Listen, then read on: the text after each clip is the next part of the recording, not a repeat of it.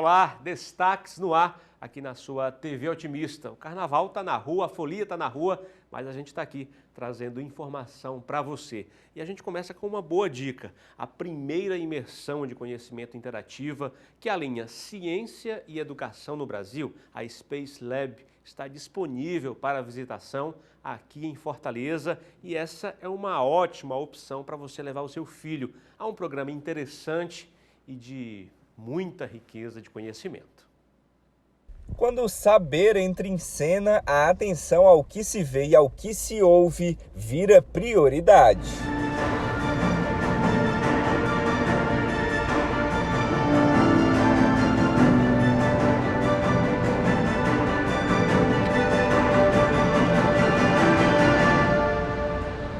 A imersão muda de acordo com o ambiente. Se aqui o foco é desmistificar a matemática com projeções em alta definição, nessa outra sala, 10 jogos envolvendo rapidez e memória se destacam no ambiente, que ao todo tem 700 metros quadrados. Então, a gente tem um roteirozinho que a gente entra passando por uma cachoeira do conhecimento, que é uma rampa que você pode usar, você pode descer, e seguindo pelo rio do conhecimento, onde você tem uma sala com 10 jogos interativos que você pode jogar sozinho, você pode jogar com a sua família, no qual você vai despertar o seu lado cognitivo. Então, você vai exercitar a capacidade de raciocínio lógico, de rapidez, de memória, sem deixar de se divertir, mas saindo daqui querendo aprender um pouco mais sobre isso. E aí você finaliza numa sala onde a gente tem projetores de grande potência, com imagens que explicam um pouco, como eu te falei, sobre o universo da matemática, para desmistificar dessa ciência exata e absoluta que faz parte do nosso dia a dia. Então, dividindo, começando com uma coisa mais tranquila, que é descer o rio do conhecimento, passar por ele nesses jogos cognitivos, onde você desenvolve a sua capacidade de raciocínio, como eu falei, caindo numa sala onde você tem projeções explicativas de uma matéria que às vezes pode ser tão banal e tão chata, você vai sair daqui querendo e buscando mais conhecimento. Matemática nem é a disciplina preferida do Murilo. Ele explica que gosta mais de português, mas a experiência por aqui o fez aprovar o que para ele ainda é uma brincadeira. Se fosse para você dar uma nota aí de 0 a 10, você daria quanto para essa experiência aqui? 10. A imersão no conhecimento digital ou não é um passo fundamental para estimular o desenvolvimento cognitivo e educacional das crianças, mas também é uma oportunidade para quebrar barreiras e romper conceitos, como o significado de entretenimento. Então, eu acho que é uma evolução do entretenimento habitual que a gente conhece. Nada contra o entretenimento habitual, mas eu acho que juntar, unir conhecimento, diversão e ciência, que é o foco que a gente tem aqui, e se a gente conseguir fazer com que cada pessoa saia daqui com um pontinho de curiosidade, por exemplo, sobre o fantástico mundo da matemática, que é uma sala imersiva no qual a gente tem um conteúdo explicativo para desmistificar e para mostrar que é uma linguagem universal, faz parte do nosso dia a dia. Se você sair daqui com esse foco na cabeça e procurar entender um pouquinho mais, para a gente já valeu a pena. Essa aqui é a primeira imersão do tipo no Brasil. A faixa etária do projeto é de 4 a 14 anos, embora tenha previsão de ficar em Fortaleza até o final de 2024. Quanto antes a garotada aproveitar, maior a chance de adquirir mais conhecimentos se divertindo. Depois do carnaval, a gente tem as escolas para receber. A gente, durante sexta e sábado, tem uma programação especial com o IPOM, que é o Instituto do Povo do Mar, que são crianças que vão vir, que vão ensinar a fazer máscaras, a fazer penteados, a fazer maquiagem especial de carnaval. Eu acho extremamente importante que essas crianças venham para cá, esses adolescentes venham para cá, e esses adolescentes tragam essas oficinas para outras crianças conhecerem, poderem usufruir. E aí o que a gente quer é isso, é ser extremamente inclusivo. A gente funciona de segunda a segunda. A gente vai ter uma pausa no carnaval de domingo a terça-feira, mas a partir de quarta-feira a gente volta às 14h30 aqui no Rio Mar. E eu acho que é isso, diversão, ciência, conhecimento para todos, acessível a todos. A gente está com um preço super acessível. A gente espera todos vocês aqui no Rio Mar, Fortaleza.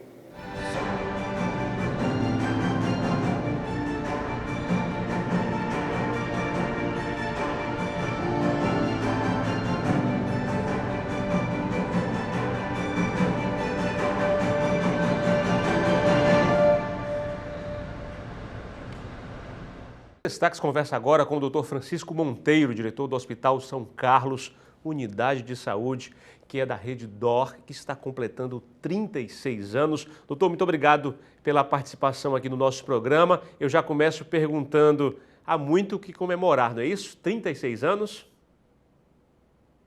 É um prazer muito grande, Décio, participar da entrevista aqui na TV Otimista. Realmente, quando a gente faz uma reflexão para trás, assim, a gente nem acha inacreditável. Parece que foi ontem, quando nós inauguramos aqui até então, Clínica São Carlos, no dia 23 de janeiro de 1988. E de lá para cá, graças a Deus e por diversas razões, nós tivemos um crescimento muito significativo e hoje, sem dúvidas, o Hospital São Carlos representa um nome importante dentro da assistência hospitalar, eu diria até da região Nordeste. Doutor, qual era a grande vontade de vocês naquela época, quando iniciaram a clínica, e como é que está essa comemoração com tantos resultados, que a gente vai falar um pouquinho dessa trajetória?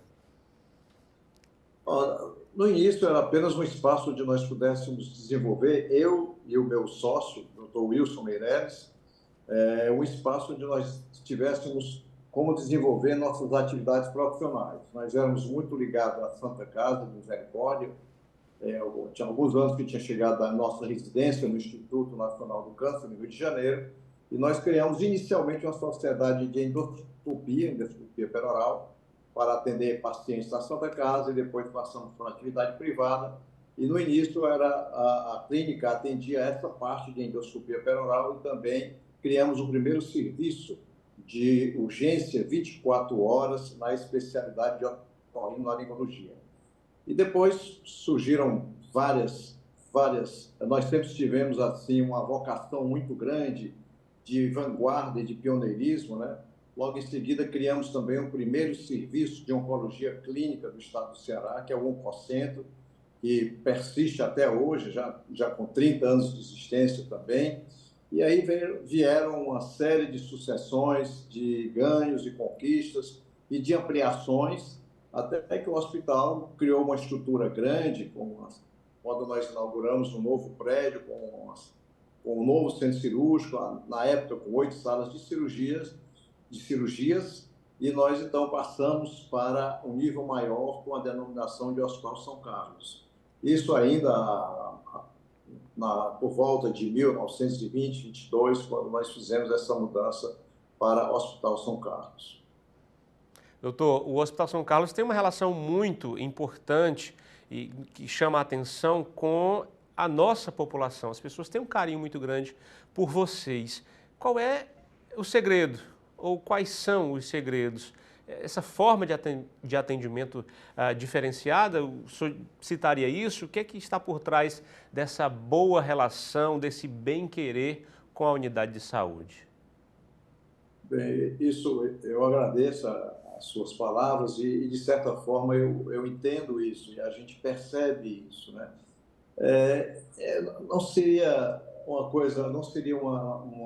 resposta assim unifatorial, são várias questões, é todo um contexto, mas tanto eu como o Wilson sempre imprimimos essa relação médico-paciente de uma forma muito especial.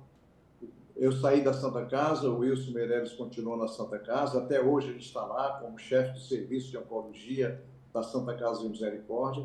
Eu, em 1998, eu fiz concurso para a Faculdade de Medicina e assumi passei a ser professor da faculdade e tive que me desligar da Santa Casa.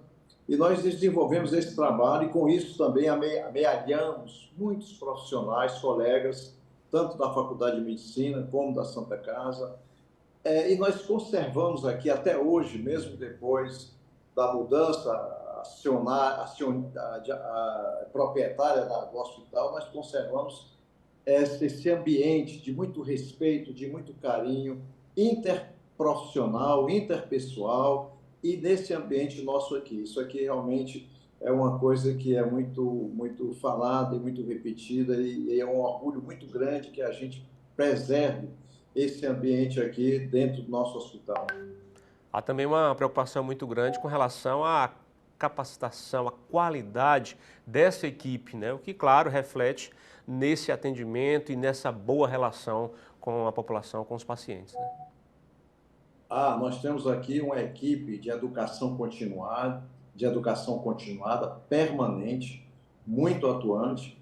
Essa questão que você tocou é um dos pilares muito grandes de qualquer atendimento hospitalar. Nós temos que ter uma qualificação, treinamento, nós lidamos com vidas, nós fazemos procedimentos invasivos, mesmo a nível de apartamento, quando nós vamos funcionar uma veia. Então, nós temos que ter um cuidado absoluto, de grande rigor, e nós conseguimos fazer isso de uma forma bastante exitosa. Vamos falar agora dessa vanguarda de vocês, a partir de um dado, um número. Agora, em janeiro, vocês fizeram um transplante hepático de número 900. O que isso representa? Qual é essa boa relação de vocês com o transplante hepático, que é referência, que nos fez ser destaque no país? Queria que o senhor falasse um pouquinho sobre isso. Olha, eu falo isso com muito orgulho. Eu acho que até é um orgulho não só para o nosso hospital, mas para a medicina do nosso estado, né? Em 2008, o Dr. Wilgens Garcia, que é meu amigo e meu colega lá na Faculdade de Medicina, ele tinha dificuldade de realizar todos os procedimentos no Hospital Universitário Walter Cantídio, da UFC, porque ele não conseguia ter o suporte da equipe 7 dias por semana, 24 horas. E para quem entra nessa atividade de transplante hepático, o Dr. Wilgens foi o pioneiro aqui no estado do Ceará, ele precisava de outros dias da semana onde pudesse haver cobertura. Então, em 2008, nós fomos, aí vem a história do pioneirismo, da vanguarda, nós fomos o primeiro hospital privado do estado do Ceará a realizar um transplante hepático. Hoje, nós já temos mais de 900 transplantes realizados só aqui no nosso hospital. O Dr. Willis já passou de 2.000 transplantes. A equipe dele, junto com as cirurgias realizadas no Walter Cantídio aqui, já somam cerca de mais de 2.000 transplantes. Esses números tornam o Hospital São Carlos como o hospital que mais realizou transplante, os três hospitais, ele está entre os 3 hospitais que mais realizaram transplantes no Brasil nos últimos anos. No ano de 2022, são os dados mais recentes que nós dispomos do Registro Nacional de Transplantes, que é um órgão oficial. No ano passado, nós fomos o 2º hospital do Brasil a realizar maior número de transplantes de fígado. Nós fomos ultrapassados apenas pela USP. Todos os outros hospitais, nós ficamos à frente, e essa diferença foi de apenas um transplante, né? E o transplante hepático é um dos procedimentos cirúrgicos muito complexos. Então, isso agrega muitos valores dentro da instituição. Porque quando nós passamos a fazer o transplante hepático de forma rotineira dentro do hospital, e ressalte-se que os nossos dados de sobrevida são fantásticos, se equiparam aos resultados dos maiores centros internacionais, isso transmite uma segurança para a equipe assistencial, tanto a nível médico como a nível de enfermagem, né?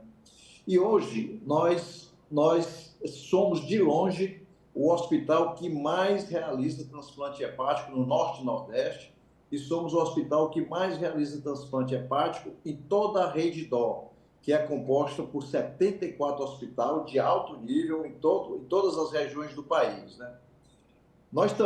Isso ocorreu também, o fato da fila aqui de espera para receber um órgão de transplante de fígado correr mais rápido, e pelos nossos resultados fantásticos, nós invertemos o fluxo de pacientes, né? Era muito comum os pacientes saírem daqui para ir para o Sudeste. Hoje, nós recebemos de forma rotineira pacientes de outros estados do Norte e Nordeste e do Sudeste com muita frequência. Então, isso realmente é um motivo muito significativo, de orgulho, como eu falei no início, não só para o Hospital São Carlos, mas para a comunidade médico-hospitalar do nosso estado. Olha, a gente fica muito feliz em saber os bastidores desse caminho traçado por vocês. Nos orgulha realmente saber que somos referência em algo tão importante para a saúde, para a qualidade de vida não só do paciente, mas de todo o seio familiar. A gente sabe que quem passa por isso, pela necessidade de um transplante, acaba realmente se envolvendo em uma luta muito grande. A gente parabeniza ao senhor pela trajetória, a equipe, a seu colega, parceiro e a todos que estão aí no hospital, e agradeço ao senhor pela participação. Sem dúvida, Denis, é uma coisa que nos toca profundamente, porque o transplante é o limite entre a vida e a morte, é o último recurso que o paciente tem para continuar a sobreviver. E quando ele faz o transplante, é realmente um renascimento em toda a expressão da palavra, né? Ele volta ao convívio familiar, ele volta ao convívio profissional. Então, isso, nós temos aqui muitos casos, números realmente que nos comovem de uma forma muito grande e dá um significado muito grande ao nosso trabalho e atinge de forma indistinta a todos que lidam com esse tipo de atividade aqui no nosso hospital. Doutor, parabéns pelos 36 anos de casa, dessa trajetória, desse trabalho, que, como o senhor falou, foi feito em equipe. Ao senhor, muito obrigado, tá? Muito obrigado pela oportunidade, estaremos sempre à disposição para qualquer esclarecimento relacionado à nossa atividade. Muito obrigado, doutor Francisco Monteiro, representando aí o Hospital São Carlos Rede D'Or.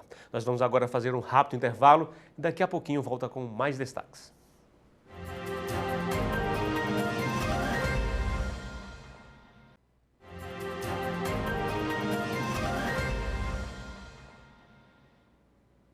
O Tribunal Superior Eleitoral divulgou minutas com regras para o uso da inteligência artificial em campanhas e propagandas relacionadas às eleições de 2024, nas quais serão definidos novos prefeitos e vereadores. Para falar sobre essa questão, nós recebemos aqui no estúdio Daniel Monteiro, especialista em cibersegurança e diretor de tecnologia da Digital College. Obrigado pela sua presença. Eu que agradeço. Falando sobre esse tema importante, né? A gente já está com as eleições pertinho, daqui a pouco já começou de fato, né? Mas já começou para muita gente, né? E a partir daí a gente vê as movimentações já acontecendo e tal. De que forma, né, essa inteligência artificial pode ser usada, né, para poder, enfim, fake news, né, coisas infundadas? Tem que ter cuidado, né, Daniel? A inteligência artificial, ela hoje, como ela está com a evolução tecnológica que houve, principalmente no ano passado, ela é um grande recurso para a produção de conteúdos, as chamadas fake news. Até existe um termo técnico que, quando uma fake news é construída por uma inteligência artificial, das que vêm sendo utilizadas hoje, elas são as chamadas deepfakes, que são as fakes profundas, né? Elas são mais elaboradas. Então, hoje é possível, por exemplo, eu criar conteúdo de imagem, de som, de áudio ou de vídeo, conteúdos que podem ser fraudados, alterados, né? Então, isso vai ser bem evidenciado, vai entrar em evidência nessas eleições. Então, vai ter que ter bastante cuidado na utilização, principalmente quando eu estou fazendo um juízo de valor, quando eu recebo um conteúdo como esse. A gente está aqui conversando, essa entrevista está sendo gravada, vai ser disponibilizada, né, para o mundo, né? Porque a gente faz, hoje em dia, nas plataformas e redes sociais, a gente não tem controle de onde é que está saindo. Quais são esses cuidados? A gente já fica preocupado assim, poxa, eu estou perguntando aqui para você, mas pode ser que, e já acontece, né? Da tecnologia tão avançada que eu posso estar falando em português e aparecer em inglês, né? Ou em outra, em francês, enfim. Isso já existe, né? Eu estou aqui falando em inglês, em português, na nossa língua, e ela aparecer para outra pessoa já como se eu tivesse, inclusive, até a gesticulação em inglês, né? Como é que a gente consegue, Daniel, de fato, se assegurar, né, proteção com relação a isso também? Esse é o momento onde os veículos, como a TV Otimista, eles vão fazer mais do que nunca o seu papel de ser um veículo de credibilidade. O que é que eu quero dizer com isso? Quando eu receber um conteúdo que ele não está vindo por uma autoridade, alguém que tem autoridade para falar sobre política ou conteúdo digital, eu não vou conseguir confiar nele, porque ele vai poder ser adulterado. Então, por exemplo, uma entrevista como essa, eu apenas vou confiar que ela está íntegra, que o conteúdo é realmente real e não foi modificado quando eu assistir do próprio site da rede de televisão. É a busca própria da pessoa, né? É exatamente isso. Então, o nível de confiança das pessoas, eu espero que isso aconteça nessas eleições, quando elas receberem os conteúdos vindo das redes sociais tradicionais, principalmente o WhatsApp ou Instagram, TikTok, que está muito em evidência, que exista um certo nível de desconfiança. E caso a pessoa fale, olha, essa informação é relevante, que ela vá buscar a fonte. Quando eu recebi, por exemplo, uma entrevista da TV Otimista encaminhada pelo WhatsApp, eu disse, olha, isso aqui é algo relevante para a minha decisão na eleição. Pois eu vou buscar realmente se isso foi real, se isso foi realmente feito ou foi modificado. Então, o nível de importância de veículos ela vai se tornar muito maior. A gente vê isso já acontecendo com relação aos golpes, né? Quando vem um link de uma loja que a gente comprou, enfim, que gosta, que mostrou interesse, que veio o algoritmo e mostrou aquilo, aquele golpe chega para a gente, né? Não é receber, né? É você ir atrás, você ser o buscador da história, né? Isso, e essas técnicas já são utilizadas no caso de golpes há muito tempo. Por exemplo, o e-mail falso que eu recebia se passando por um banco ou por uma outra instituição, isso já é bem conhecido na tecnologia. O que muda hoje o jogo é a utilização do recurso de inteligência artificial, que é um recurso muito bom, muito poderoso, com finalidades muito boas para as pessoas e para a sociedade. Utilizar esse recurso de uma forma errada, né, de uma forma ilegal. Então, o TSE vem com essa preocupação de regulamentar esse uso da inteligência artificial. Não é não utilizar a inteligência artificial, é utilizar de uma forma benéfica. Regulamentar esse uso para que seja utilizado assim. E aí eu te pergunto, existe uma forma benéfica da gente utilizar essa inteligência artificial, sobretudo nessas eleições? Assim? Existem muitas. Por exemplo, eu posso construir um texto da minha propaganda com inteligência artificial. Eu posso utilizar ela para melhorar imagens, para fazer retoques, para fazer uma adaptação. Eu posso utilizar ela para eu trabalhar muito mais rápido. Então, a inteligência artificial ela tem inúmeros benefícios, né? A construção de textos é o mais utilizado hoje nas campanhas de marketing, pelos profissionais de marketing. E aí o risco vem quando eu passo a construir conteúdo com segundas intenções. E isso já aconteceu no mundo. Recentemente isso aconteceu na eleição presidencial da Argentina. E foi facilmente identificável porque era apenas uma pessoa se candidatando, era uma eleição para presidente. O risco está nas próximas eleições que nós vamos ter, porque as eleições municipais elas são muito capilarizadas.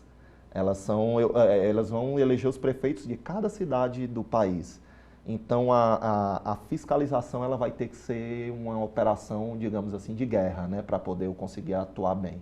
E apesar de ser crime já, fake news, né, a gente não vê punição com relação a isso e também a respeito de fiscalização. Ao meu ver, assim, não sei se, enfim, com relação a isso, parece ser incontrolável, né, uma coisa que você não consegue mensurar onde é que está saindo aquela informação de quem está vindo, a origem, ou a gente consegue, você como especialista, a gente consegue mapear de onde é que está chegando isso? As redes sociais, por exemplo, o YouTube, que é uma que tem muito conteúdo assim, onde eu subo o vídeo, eles até têm ferramentas para ajudar nessa identificação, mas elas não são ainda hoje tão eficientes para ajudar nessa identificação. Então, quando eu tenho um impacto, quando eu sou reativo, a coisa já aconteceu e eu estou tentando voltar atrás, fica um pouco mais difícil. E é por isso que eu fortaleço muito esse papel da gente checar a origem do conteúdo. Quando eu receber o conteúdo de alguém que veio de uma rede de televisão ou de um site de notícias, eu não acreditar simplesmente naquilo que está chegando na minha rede social, no WhatsApp. Eu ir checar na fonte para ver se isso está acontecendo. E vem o lado bom. Esse poder da inteligência artificial está tão grande com relação a adulterar conteúdos digitais que eu acho que vai gerar um maior nível de desconfiança nas pessoas, que não existia antes. Então, talvez esse fortalecimento da fonte ele vai ser maior. nessa eleição. Daniel, e aí nesse caso também, né, falando das regulamentações, da fiscalização com relação a isso, você como especialista, assim, identifica que é preciso realmente regulamentar essas plataformas? A gente vê assim, hoje você pagou para determinada publicação que é uma fake news, que é uma informação completamente deturpada, um vídeo, enfim, mas eu paguei, vai, né? Então, tem que ter uma responsabilidade dessas plataformas nesse sentido? Das plataformas, eu tenho dúvidas, honestamente, se eles são os responsáveis pelo conteúdo. Eu acho que com certeza tem que haver uma responsabilização do produtor do conteúdo, de quem tem a intenção de produzir. Dá para mapear quem produziu isso? É possível, com tecnologia, eu fazer um rastreio, né, desse conteúdo, mas de conteúdos, digamos assim, certificados, né, eu conseguir rastrear ele. Eu não, tecnologicamente é possível, mas não está posta essa tecnologia e eu imagino que não vai estar até o momento das eleições.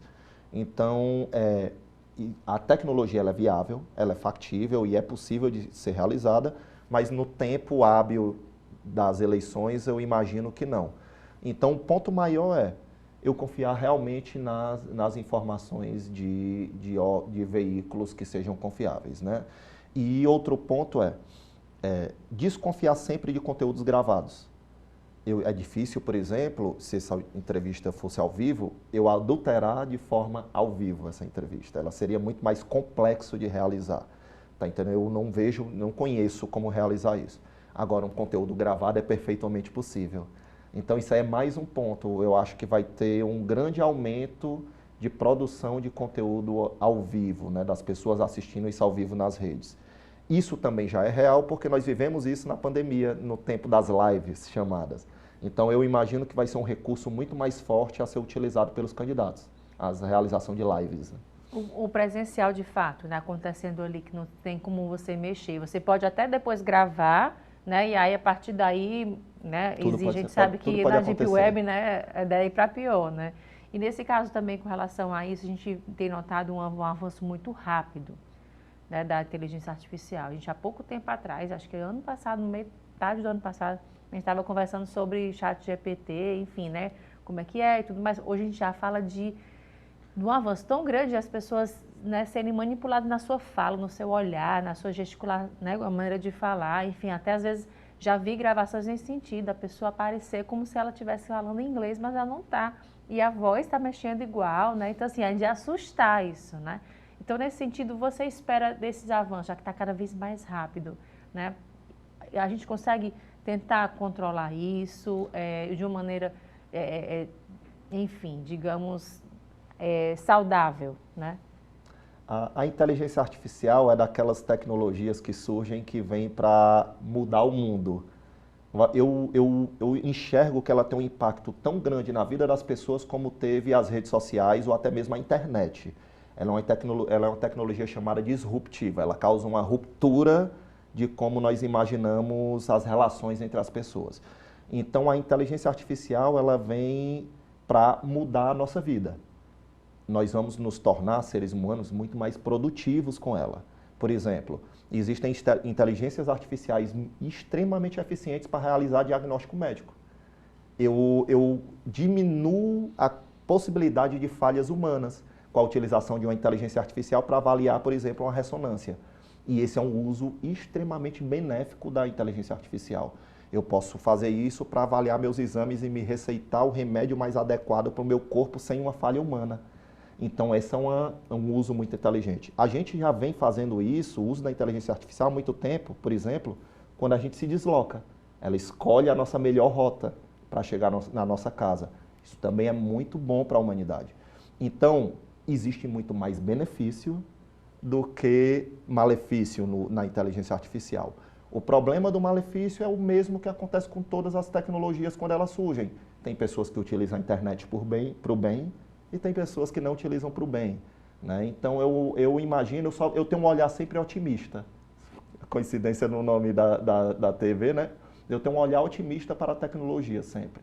E eu acho que o lado pessimista dela ele deve ser controlado.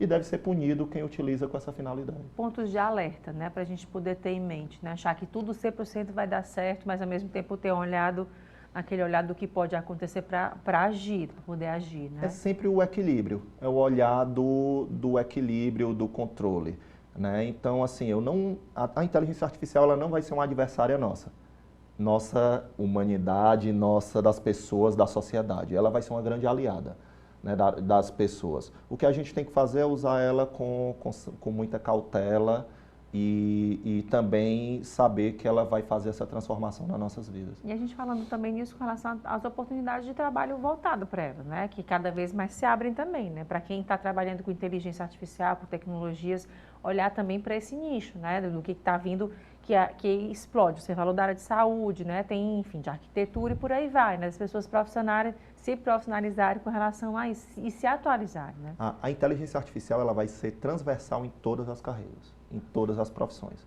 Desde o programador, que é uma profissão nativa digital, ao contador, ao advogado, ao médico, que são as profissões mais antigas, né, digamos assim. Então, ela é uma tecnologia completamente transversal na nossa sociedade.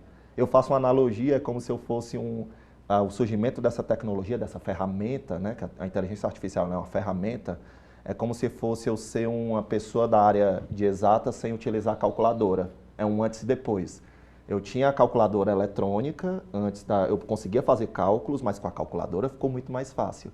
Eu tenho minha profissão como ela era antes, com a inteligência artificial ela vai se tornar muito mais fácil. E eu vou me tornar muito mais produtivo. Então ela vem para realizar essa ruptura, né, das profissões, das carreiras. Tá, joia, Daniel. Muito obrigada mais uma vez. Até a próxima oportunidade. Eu que agradeço. Ele tem 2 unidades em Fortaleza e é conhecido como o Parque de Todas as Idades. O Go Bigger é uma atração aqui em Fortaleza, muito querida, e a gente vai falar um pouquinho sobre essa possibilidade, essa experiência, na verdade, para toda a família. Nós estamos com a Raíssa Bisinelli, que é a proprietária, gestora do parque. Muito obrigado pela visita. Eu que agradeço o espaço e a gente poder falar um pouquinho mais desse sonho, né, que foi construído por etapas e etapas. Olha, vocês estão em 2 espaços aqui na cidade, mas como iniciou? Que ideia foi essa de trazer uma oportunidade de diversão para todo mundo, até para os adultos? Então, é um grande sonho do meu marido, né, Emerson. Ele é o grande idealizador dessa história linda, né, vem de família. Então, na infância dele, ele olhava os pula-pulas e achava aquele pula-pula gigante, os pequenininhos, né? Então, quando ele cresceu, ele disse que ele queria seguir mais ou menos isso e queria construir aquilo que ele tinha na cabeça, que era uma coisa magnífica de grande. E aí surgiu o Go Bigger em 2017. Olha, já são alguns anos aí de muita alegria para todo mundo, né? Como é que é o retorno quando vocês recebem essas famílias após a experiência, a oportunidade de todo mundo estar ali brincando? Bom, após a gente vê eles com um sorriso de orelha a orelha, às vezes muito cansados, mas faz parte da diversão, né? Mas o que me deixa muito feliz é quando eu estou no balcão e eu encontro as crianças e os adolescentes tendo a primeira visão do brinquedo, que eles olham assim, nossa, de forma muito mágica, como a grandiosidade mesmo, toda a essência, né, que o Emerson, meu marido, quis passar. Olha, o parque está em 2 endereços, em 2 shoppings aqui de Fortaleza, o Rio Mar, Fortaleza e o Iguatemi Bosque, e vocês têm recebido muita gente, principalmente agora nesse finalzinho de 2023, início de 2024, que é uma temporada de férias escolares, Exato. Alta estação. Como é que tem sido esse movimento? Fala um pouquinho pra gente. O movimento é grande, né, mas a gente recebe bastante famílias. Então, assim, a proposta mesmo nossa e a nossa construção é que a gente tenha um espaço seguro, convidativo, para atender tudo e todos, né? Então, todas as famílias, todas as crianças, todos os adolescentes, né? Empresas, escolas. Então, assim, do final do ano para cá, que é a nossa temporada de férias, sim, é o nosso maior movimento, mas acredite que a gente tem esse movimento constante em férias e em período escolar. Que maravilha. Você falou de possibilidades de grupos escolares, né? Isso é uma ideia muito bacana, porque muitas vezes as professoras, diretoras não despertam essa possibilidade. Levar um grupo junto com os professores para um dia diferente, certamente é algo também importante, né? É bem mágico, né? Porque o Pula-Pula em si, ele traz muitas partes no desenvolvimento da própria criança, do próprio adolescente, né? Então, o equilíbrio, a própria socialização. Então, assim, é muito gratificante a forma como a gente atende essas escolas. Elas buscam a gente por um momento legal de inclusão, de diversão, algo diferente, né, para os alunos. Mas a gente sabe assim que no fundo o Pula-Pula Gigante ele traz um gostinho a mais do desenvolvimento nas crianças. E é algo mágico, né, que encanta, é impressionante como esse brinquedo, ou esses brinquedos, encantam eles, os adultos também, claro. Sim. A partir desse que a gente então tem certeza. É algo mágico mesmo. É mágico. Para a gente adulto, a gente volta para a nossa infância, né? Não era tão simples a gente encontrar um pula-pula, né? A gente encontrava em praças e tudo mais. Então, assim, a gente tinha que contar com a sorte de estar ali naquele momento que a gente estava visitando uma praça, né? E hoje não. Hoje, com a acessibilidade dos shoppings, a gente consegue oferecer a experiência, voltar um pouquinho no tempo para a gente adultos e entregar essa magia para as crianças e para os adolescentes. Raíssa, vamos falar um pouquinho agora desse caminho da diversão.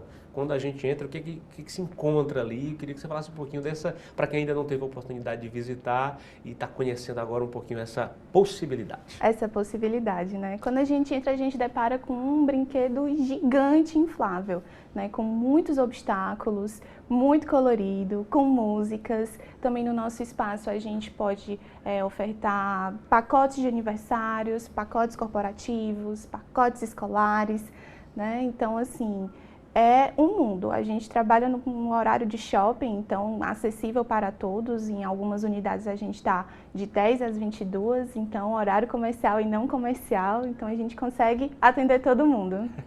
Agora, uma curiosidade, vocês de vez em quando tem tempo de dar uma brincada nesse pula-pula gigante, desses brinquedos? A gente faz o test drive, se a gente sair de boa, se tem alguma coisa errada, vamos mudar aqui. Então, se a gente sair, tipo assim, valeu a pena, então tá certo, a gente tá no caminho certo. Sempre brinco, eu tenho crianças em casa, né? Então, toda vez que eu tenho a oportunidade de levar meus sobrinhos, amigos, eu tô brincando com eles também. O próprio marido, a gente pula às vezes junto, né? Então, sim, a gente está lá.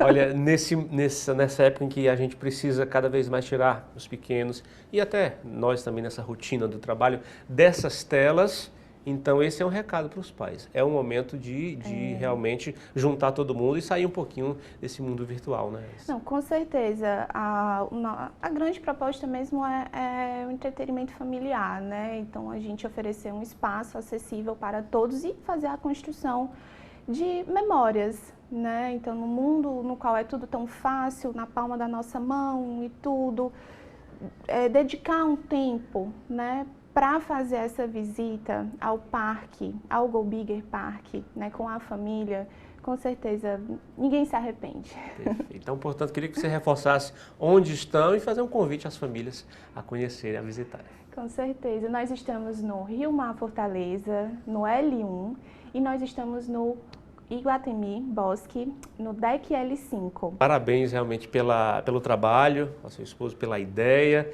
e desejo sucesso. Muito obrigada pelo espaço e fica aqui o convite para você também conhecer. Obrigado, estou devendo essa visita. Muito obrigado, tá? Obrigada. Olha, a gente faz um rápido intervalo agora e volta daqui a pouquinho.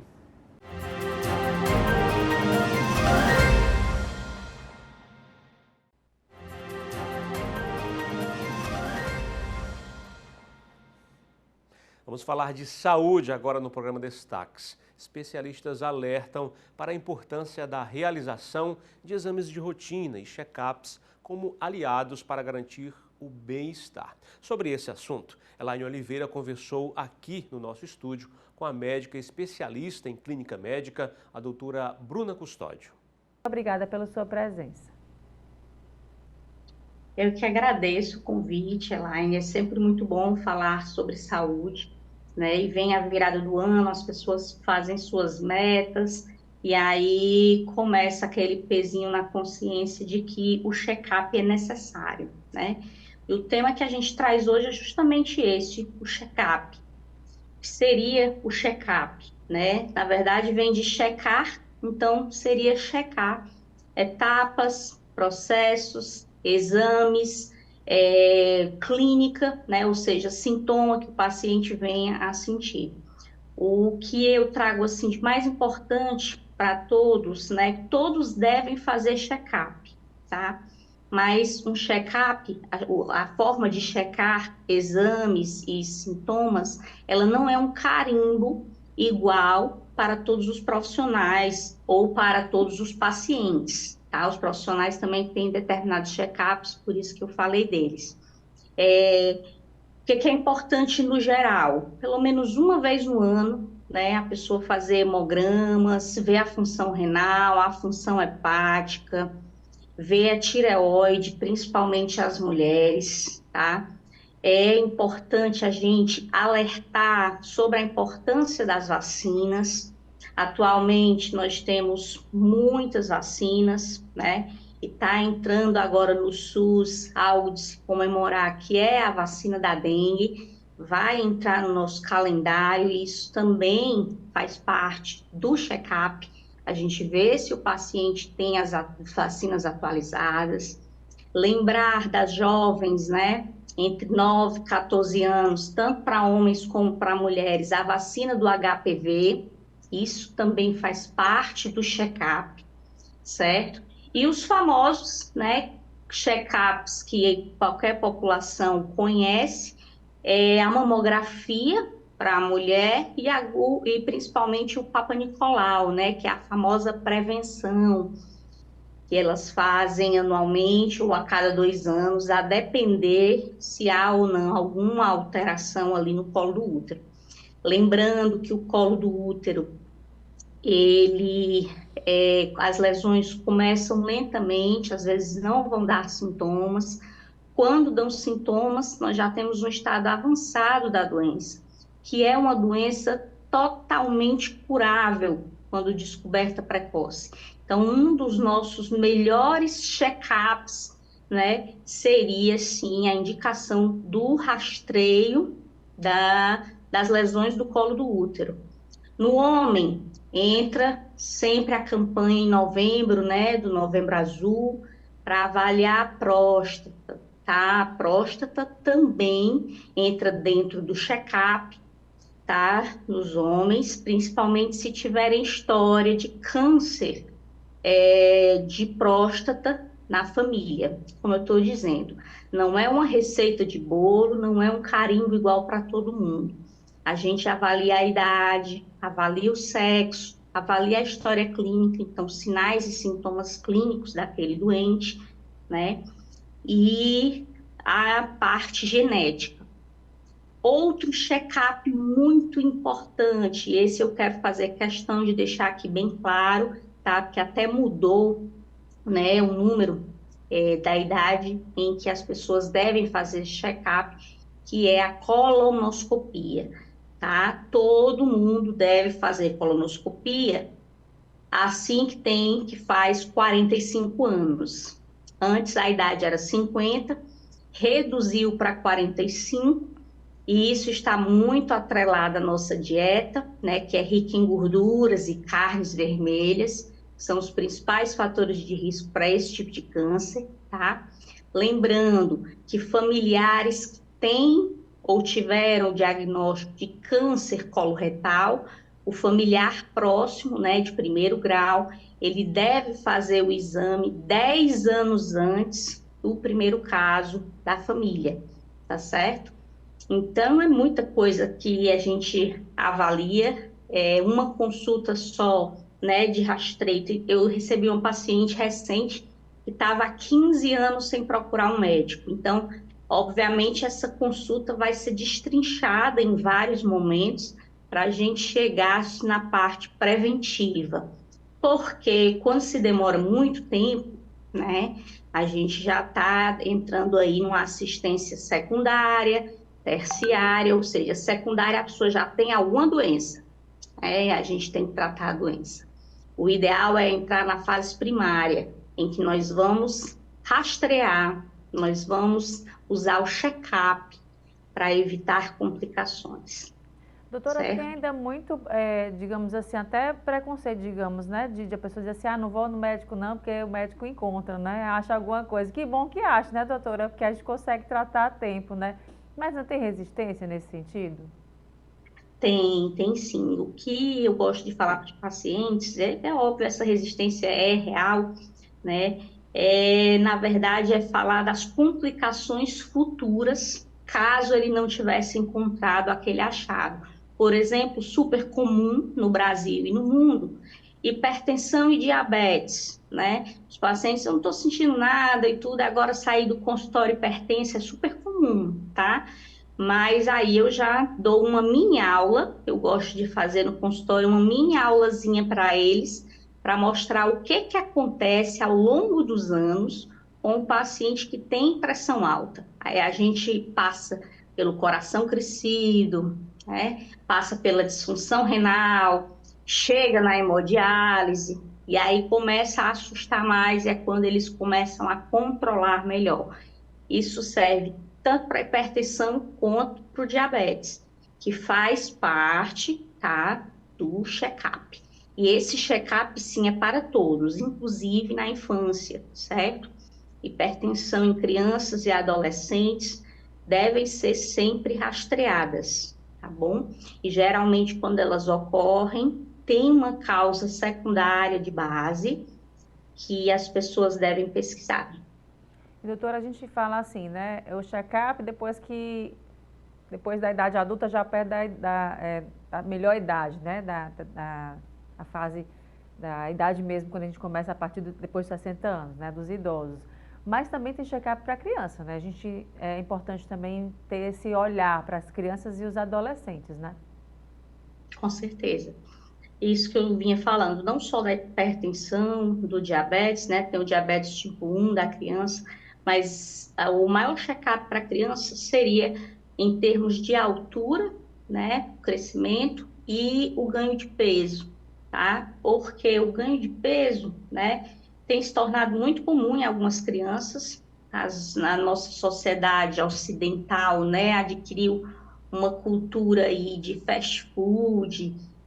Então, essas crianças têm uma dificuldade em perder peso e o excesso de peso vai alterar todo o metabolismo dos lipídios, dos hormônios, tem a precorização, né? As crianças vão se tornando cada vez mais precoces, então é preciso sim rastrear, viu? E ficar bastante preocupado com isso, porque o uso, né, desses hormônios de forma precoce pode levar a baixa estatura, pode levar a osteoporose precoce, né, doenças já de um adulto idoso.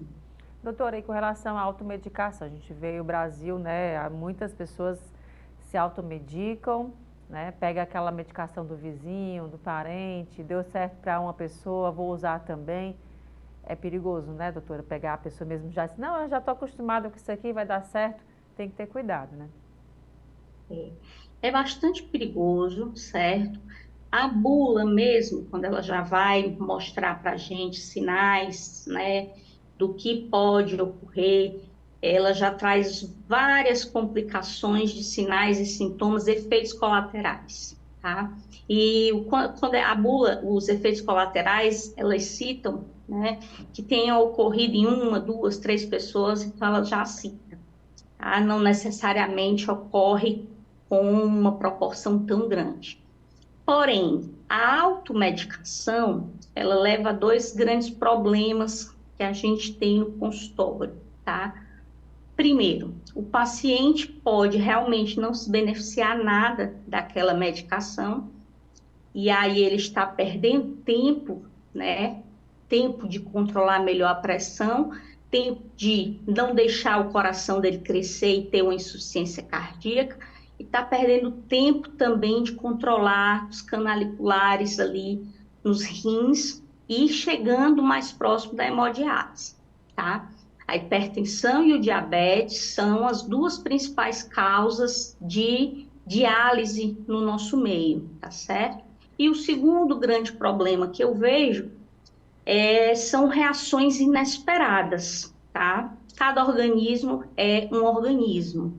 Então, tem pacientes que podem ter efeitos colaterais deletérios, né? Às vezes, uma reação alérgica, uma anafilaxia importante, e outras coisas que eles usam também, medicação fora do prazo de validade, isso é muito perigoso, tá? A gente fica ali só com o pós-fármaco, ou seja, só as substâncias que já eram para ter sido degradadas pelo rim, então tem alto índice de toxicidade, né? Muita coisa a gente alerta e precisa, e isso é feito também na consulta de check-up, tá certo? No check-up a gente orienta como deve tomar, o que tomar, a data, o período. E o uso de antibióticos também, né? A gente viu aí foi até muito, as pessoas tinham sintoma gripal, já ia logo para o antibiótico, né? Às vezes comprava antibiótico que dava para, sei lá, um tratamento de 10 dias e tomava apenas 3, já sentia melhor, parava. Ou então guardava aquele antibiótico, já tomava depois quando sentia de novo. É muito perigoso você consumir, né? Você utilizar o antibiótico de forma sem ser controlada, né, doutor? Isso pode acarretar para longo prazo, é isso? Sim, tanto para curto quanto longo prazo, tá? E a gente vive hoje a era terrível, né? Que é a era de resistência a antibióticos, tá certo? Hoje, assim, quem tem um parentinho TI deve entender melhor esse cenário que eu estou contando, tá? Da gente ter bactérias multiresistentes e agora panresistentes, ou seja, elas são resistentes a todo tipo de antibiótico. E isso se deve ao nosso passado de uso inadequado de antibiótico terapia. Por quê? Quando nós usamos, né, como você bem falou, Elaine, 2, 3 dias de um determinado antibiótico, não necessariamente aquela bactéria foi morta, tá? Mas ela sofreu, pela ação da medicação, alguma ação genética que a seleciona, o termo é seleção, né? Que a seleciona, ou seja, a torna uma bactéria mais resistente. E aí, quanto mais antibióticos usados de forma mais incorreta, nós teremos mais bactérias resistentes. A chegar nesse cenário trágico, né, que é o que a gente sofre hoje dentro da UTI, trabalho em UTI, é encontrar pacientes com infecções respiratórias, urinárias, uma sepse como um todo, que infelizmente não tem mais antibiótico que possa matar aquela bactéria, tá? Existem até uns estudos já algorítmicos, né, que levam aí a gente para uma destruição, né, em termos de bactérias, como se nós fôssemos destruídos pelas bactérias em 50, 70 anos. Então, isso é muito preocupante. Uma dorzinha na garganta não necessariamente é infecção. E aí as pessoas amam a amoxicilina. A amoxicilina já serviu muito. Hoje, ela, para a maioria das pessoas, vai servir só como meio de seleção de bactérias resistentes, tá certo? Então tem que ter muito cuidado mesmo quanto antes de levar a sério mesmo esse tratamento e, sobretudo, né, doutor, ir atrás de se consultar, né? Não fazer de conta que não estou bem, vou tomar qualquer coisa assim. A gente tem que controlar a nossa saúde de melhor forma com quem sabe, né, doutora? Muito obrigada aí mais uma vez. Por nada, eu que agradeço. Obrigada. E queria só deixar uma última mensagem aqui para todos, né? A gente falou de check-up e introduziu aí alguns aspectos, mas deixar a mensagem que nós estamos em janeiro. Janeiro tem uma campanha muito bonita, que é o Janeiro Branco, tá? Que envolve a saúde mental. Hoje, Elaine, é um dos nossos principais problemas dentro do consultório, até dentro da UTI, no desmame de medicações de pacientes, as doenças psiquiátricas, tá certo? O cuidado da mente é o que eu queria que vocês buscassem como check-up principal nos dias de hoje, tá bom? Mas faz parte de toda a consulta. É isso. Abraço, pessoal. Saúde em todos os aspectos, né, doutora? Muito obrigada mais uma vez, viu? Até a próxima. Com certeza. Até. A você, muito obrigado pela companhia aqui no programa de hoje. Um bom carnaval e a gente se encontra na próxima edição do programa Destaques.